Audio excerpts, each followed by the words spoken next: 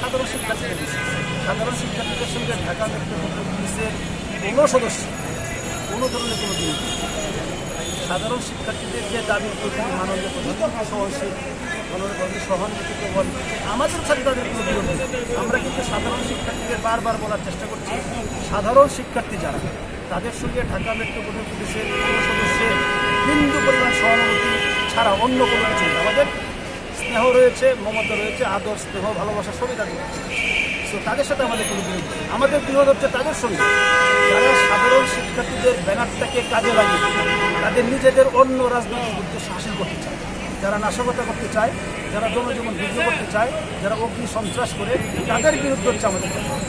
তো আমরা জনসাধারণের শান্তি শৃঙ্খলা বজায় রাখার জন্য এই অত্র এলাকায় যেন কেউ কোনো ধরনের ঝামেলা সৃষ্টি করতে না পারে, ইভেন সাধারণ ছাত্রছাত্রীর উপরও যেন কেউ কোনো ধরনের ক্ষতি করতে না পারে, আমরা সেই জন্য এখানে মোতায়েন রয়েছি। এলাকার শান্তি শৃঙ্খলা বজায় রয়েছে এবং এখন পর্যন্ত এলাকার শান্তি শৃঙ্খলা ওটা ভালোই রয়েছে।